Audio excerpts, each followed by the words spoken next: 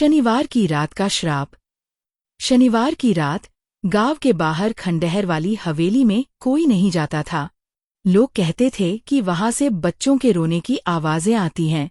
जो भी उस हवेली में गया वो कभी जिंदा वापस नहीं लौटा।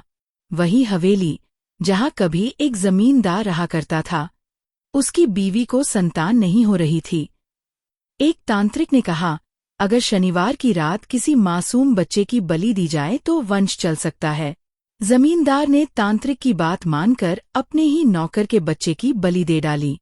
तभी से उस हवेली में बच्चों की चीखें गूंजती रहती हैं। वह हवेली एक मासूम बच्चे के बलि के कारण शापित हो चुकी है। अतृप्त और प्यासी आत्माएं उस हवेली को अपना घर बना चुकी हैं और अपनी प्यास बुझाने के लिए करती हैं लोगों का शिकार। राहुल, शहर से आया एक युवक, इन सब बातों को अंधविश्वास मानता था। उसने दोस्तों से शर्त लगाई, आज शनिवार है, मैं हवेली में रात बिताऊंगा, देखता हूँ कौन सा भूत आता है। दोस्त हंस दिए, पर चेतावनी दी, अगर बच्चों की रोने की आवाज सुनी तो समझ लेना, मौत पास खड़ी है। रात के 12 बजे राहुल ने हवेली का टूटा हुआ दरवाजा खोला। अंदर अंधेरा, मकड़ी के जाले और बदबू थी। दीवारों पर लाल धब्बे, जैसे किसी ने खून से लिखा हो। अचानक पीछे से किसी बच्चे के रोने की आवाज आई, धीमी पर इतनी दर्दनाक कि सुनकर किसी का भी कलेजा फट जाए। राहुल बोला, ये सब मुझे डराने के लिए है। वो आगे बढ़ा, सीढ़ियों से ऊपर। कमरे में घुसते ही दरवाजा अपने आप बंद हो गया।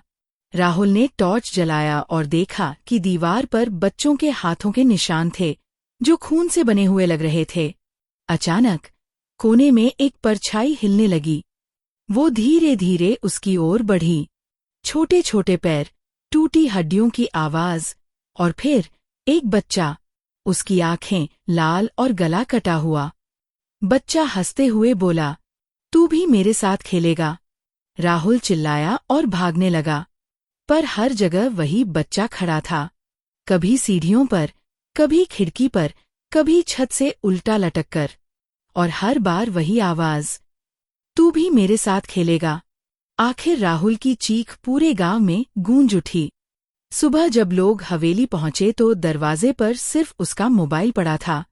उसमें आखिरी रिकॉर्डिंग थी, बच्चों के रोने और हंसने की डरावनी आवाजें।